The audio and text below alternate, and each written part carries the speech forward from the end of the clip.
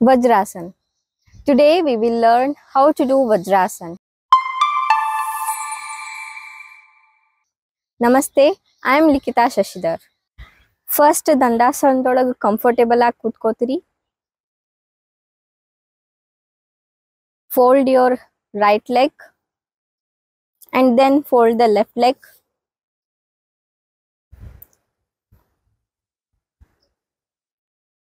ನಮ್ಮ ಥೈಸ್ ನಮ್ಮ ಲೆಗ್ಸ್ ಮೇಲೆ ರೆಸ್ಟ್ ಆಗಿರಬೇಕು. ಆಮೇಲೆ ನಮ್ಮ ಬಟೆಕ್ಸ್ ಹೀಲ್ಸ್ ಮೇಲೆ ರೆಸ್ಟ್ ಆಗಿರಬೇಕು. Place your palms on the knees. ನಮ್ಮ ಎರಡೂ ನೀಸ್ ಒಂದಕ್ಕೊಂದು ಟಚ್ ಆಗಿರ್ಬೇಕ್ರಿ. ಬೆನ್ನು ಕತ್ತು ನೇರವಾಗಿರ್ಲಿ. If you want, you can close your eyes. Observe what is happening in your body, what is happening in your lower limbs.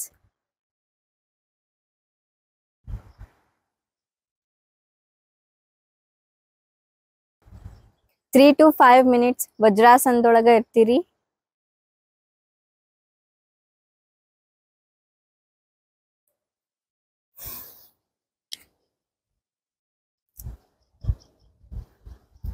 Coming to the benefits of Vajrasan, ವಜ್ರಾಸನದಿಂದ ನಮ್ಮ digestive health ಚಲೋ ಇರ್ತೈತ್ರಿ.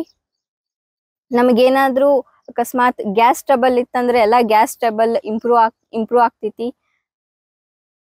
ನಮ್ಮ lower limbs ಒಳಗ ಮತ್ತೆ genital organ ಒಳಗ blood circulation improve ಆಗ್ತೈತ್ರಿ.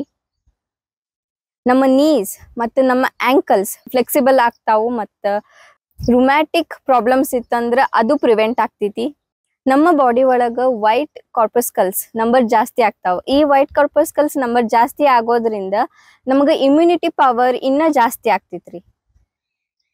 ಯಾರಿಗಾದ್ರೂ knees ಒಳಗ ಅಥವಾ ಆಂಕಲ್ಸ್ ಒಳಗ ಪೇನ್ ಇತ್ತಂದ್ರ ಸ್ಟಿಫ್ನೆಸ್ ಇತ್ತಂದ್ರ ಈ ಆಸನಾನ ಸ್ಕಿಪ್ ಮಾಡಬೇಕು.